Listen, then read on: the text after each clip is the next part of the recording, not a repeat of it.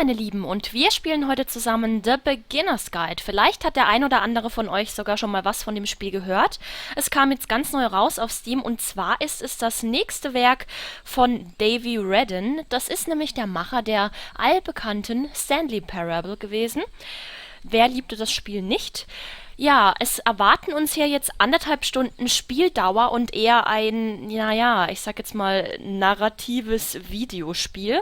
Das heißt, das Spiel wird hauptsächlich etwas mit uns machen. Wir können keine zweite Stanley Parable erwarten. Es ist definitiv ein eigenständiges Spiel.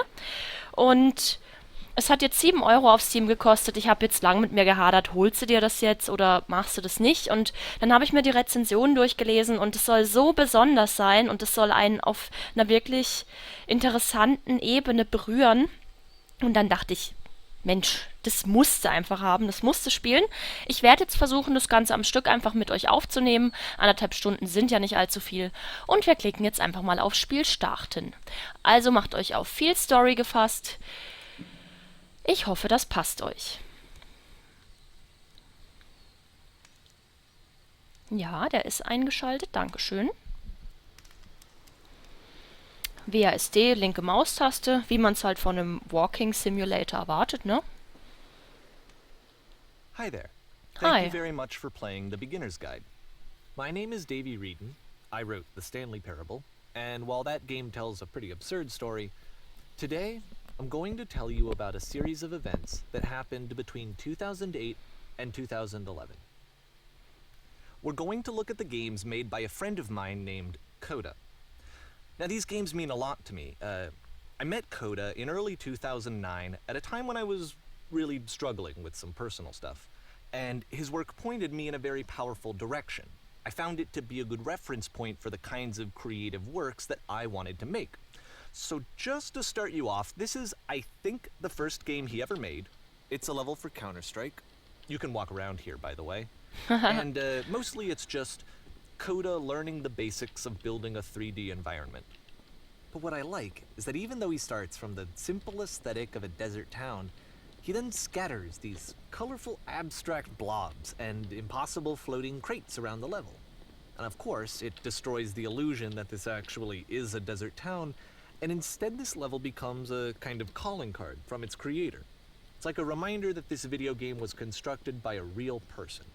And it kind of makes you wonder, what was going through his head as he was building this? This is what I like about all of Coda's games. I mean, not that they're all fascinating as games, but that they are all going to give us access to their creator. I want us to see past the games themselves. I want to get to know who this human being really is. And that's exactly what we're going to do here. So, it's 2008, Coda starts making these games, and he never releases any of them. He doesn't put them onto the internet, he just makes them and then immediately abandons them, and they sit on his computer forever. And I think he really understood this image of himself as a recluse. At one point he jokingly renamed his computer's recycling bin to Important Games Folder. So, you know, this was just how he worked. He tended to crank them out one after the other without even really pausing to try to understand what he had just made, until suddenly one day, he just stopped. In 2011, that was it. He made his last game, and then he hasn't made another one since. And that's why I've taken this opportunity to gather all of his work together, is because I find his games powerful and interesting, and I'd like this collection to reach him, to maybe encourage him to start creating again. And if the people like you who play this also happen to find his work interesting, then I'm sure it'll just send that much stronger of a message of encouragement to Coda. So thanks for joining me on this. If you have a particular interpretation that I haven't mentioned here, or if you just need to get in touch, you can email me at daveywreden@gmail.com. Klingt ziemlich authentisch, ne? Okay, that's about it for introduction. Let's take a look at Coda's first proper game. As each game is loading, I'll show you the date that it was completed. This first one was made in November 2008.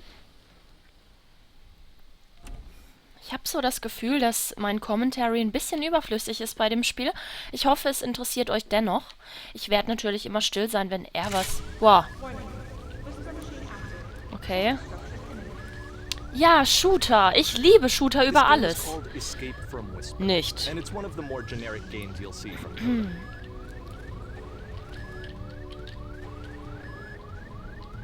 Flüstermaschine aktiv. Mhm.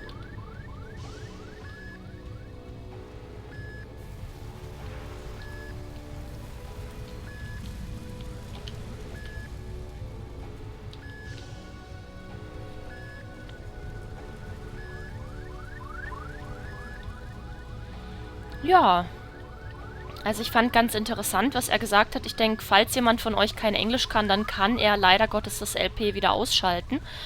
Denn darauf basiert das ganze Spiel. Ich habe das Gefühl, dass das ein bisschen ein Hörbuch wird. Ein Hörbuch mit verschiedenen Spieleideen, Spieleansätzen, die sein Freund hatte, von dem er erzählt hat. Das könnte durchaus interessant werden. It kinda looks like this game was abandoned mid-development. For instance, you have this gun, which you'd think would indicate that there are supposed to be monsters or enemies somewhere, but then clearly there are no enemies anywhere. You can't even reload the gun when you run out of bullets.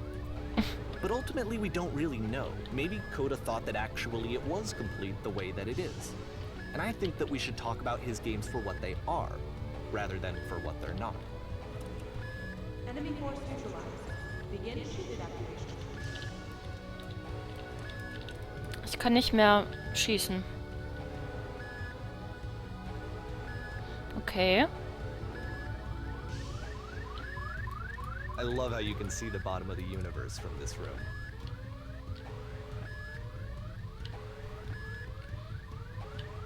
Ha, das ist echt cool.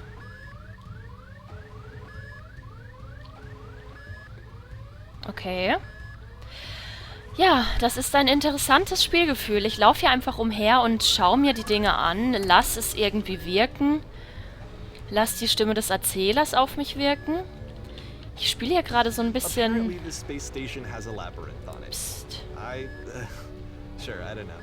There's really no reason for it that I've ever been able to discern, so in the interest of time, I'm just gonna skip you on past it. Oh. Hallöchen. Okay, this is the part that's interesting. The game has this narrative about the whisper machine and how it has to be turned off, and then you get to the engine room. Hey, you there, in the engine room. You could save us all. That beam is powering the whisper machine. We could disrupt it by introducing a great enough heat signature. If your body could stop the beam. It's so much to ask, but for all of our lives, would you do it? Could you give yourself? Das ist interessant.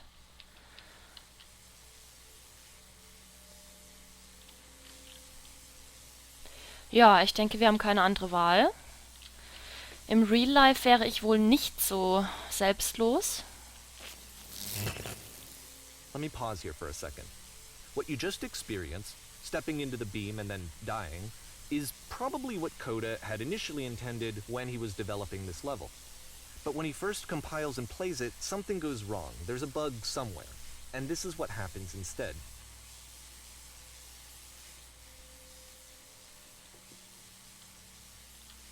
Ah, ich bin also am Leben geblieben, okay. Ich komme allerdings nicht raus. Heißt das, ich muss mich jetzt unendlich umbringen? Nein. Okay. Ist das cool. The beam causes you to start floating. And this is an important moment for him. Because yes, this is technically a glitch, but Coda identifies something human about it. Like how small it makes you feel in the face of this larger chaotic system. Or this floating could be the afterlife, a peaceful place, juxtaposed against all of the hysteria that you've just had to traverse. I don't even know. I have no idea what he was thinking, but what's clear is that after making this, something lodges itself in his brain. He wants to do more of these really weird and experimental designs. So he stops work on this and moves on to a stream of tiny little games that go in all sorts of directions. Let's go ahead and take a look at the first game he made after leaving this one behind. Ich bin sehr gespannt, wo wir uns jetzt wiederfinden werden. Yep, in this game you can only walk backwards. Was? Okay, das ist krank. Das ist echt creepy. Die Vergangenheit lag hinter ihr. Warum Okay, wir haben deutsche Sprachausgabe nicht. Oh Gott, Leute, das ist sowas von creepy. Aber voll interessant.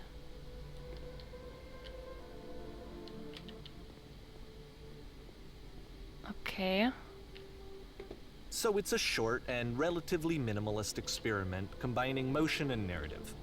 It is less advanced than the previous game, but actually it seems to be more focused, more complete. Code is trying to give it a unique voice rather than simply basing it on a pre-existing trope.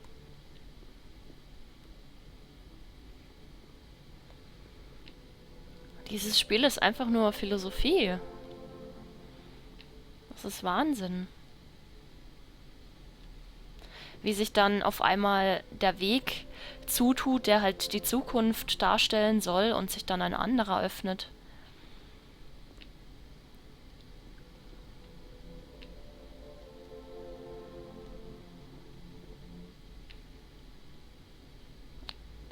Oh, It's a short little thought, it says what it wants to say, and then it ends. das Didn't need ist anything more than deprimierend. that. Und Which to me is why toll. it works, because it gets out quick. Okay, next one.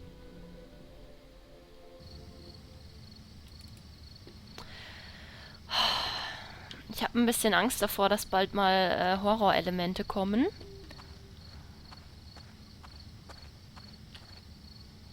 Das hier scheint nämlich schon in die Richtung zu gehen. Ich betrete nun was? Ich fühle mich nicht gut. And that's it. Okay, the meaning of this game won't be clear just yet. Please be patient with me for a few more games, and I promise you'll see what makes it interesting.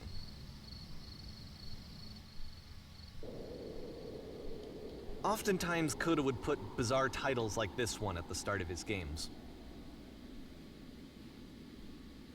I wish I'd known him at the time that he was making these early games. He would really only talk to me about his work as he was making it. Once he stopped work on a game, like, that was it. It was dead to him. And I don't agree with that at all, but what are you gonna do? Das ist einfach so interessant. Das ist... I know it's tempting, but there's actually nothing over here. Sorry. Schon okay. Ich hab's mir ja fast gedacht. Ich wollte aber gucken, ob man wirklich überall rumlaufen kann. Ja, ich weiß jetzt nicht, ob das jeder von euch nachvollziehen kann, aber für mich ist das Kunst. Es ist nicht Kunst in dem Sinne, dass die Grafik unheimlich toll ist und der Soundtrack toll ist, sondern es ist abstrakt. Und da ist so viel Bedeutung hinter den Level-Ideen und den Spielideen. Das ist für mich echt Kunst und wir werden immer langsamer. Once you've been slowed to an absolute crawl, the door at the top of the stairs opens. So why, if Coda's not showing these games to anyone, why bother opening the door at all? Well, to show you, I'm modifying the game here so that when you press enter, it'll bring you back up to full speed so you can enter the door for yourself. Okay.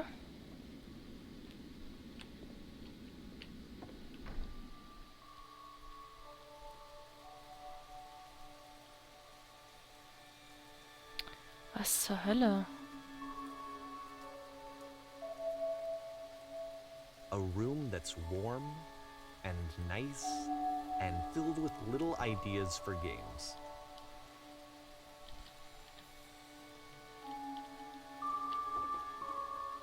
Coda would often tell me that he didn't mind if people thought of him as cold or distant. He said that he knew that he was actually a vibrant and compassionate person, but that it takes time to really see that. It can be a very slow climb to get there. Das sind alles Spielideen und die sind alle unglaublich interessant und gut. Also nicht alle, aber viele. Oh nein, ich wollte noch mehr lesen. Manu.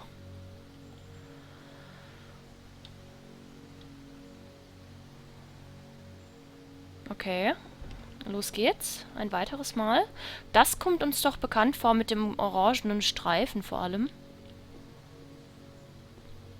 Man muss sich definitiv auf das Spiel einlassen, also es ist nichts für jedermann. Well, this is new for Coda. It's an actual puzzle. Go ahead and see if you can solve it. Oh, da ist dunkel drinne.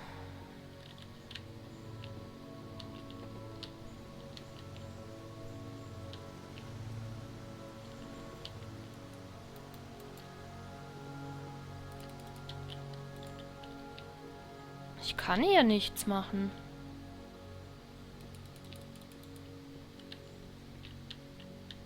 Nö. Okay, versuchen wir nochmal.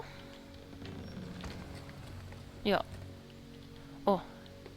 Habe ich mich jetzt gerade eingesperrt? Nö. Hä?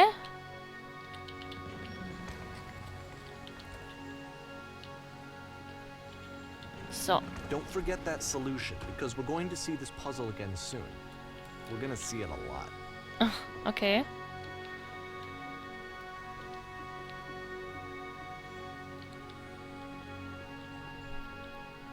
Die Musik ist gerade auch schön angenehm. So that seems to be it, right? You walk down a corridor, you solve a puzzle, you get to the end. Simple enough. Alright, now I'm going to modify the game again, so that when you press enter, it'll remove all of the walls from this room.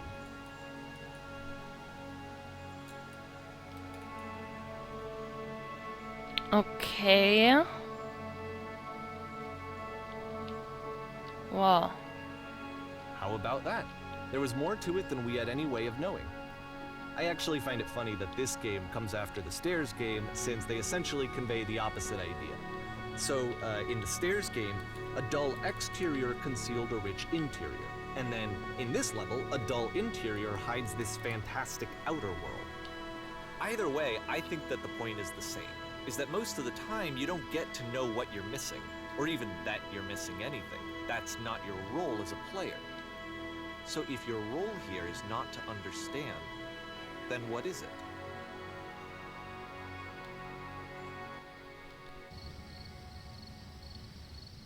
So, weiter geht's. Wir sind wieder in dieser Übergangssituation. Ich werde jetzt hier einen Cut machen für die Folge und dann gleich weiter aufnehmen. Ich hoffe, euch interessiert das Spiel, auch wenn ich nicht wirklich eine gute Let's Playerin sein kann, weil ich einfach kaum kommentieren kann. Aber ich wollte das Spiel persönlich trotzdem unbedingt sehen und ich habe kein Let's Play davon gefunden und dachte mir dann, ja komm, dann machst du das. Vielleicht interessiert es ja noch ein paar mehr. Und somit hoffe ich einfach, euch wieder zur nächsten Folge begrüßen zu können. Ich hoffe, es hat euch gefallen. Bitte denkt auch an die Daumen nach oben und an das ein oder andere Kommentar, wenn ich was verbessern soll. Bis dahin, meine Lieben. Ciao, ciao.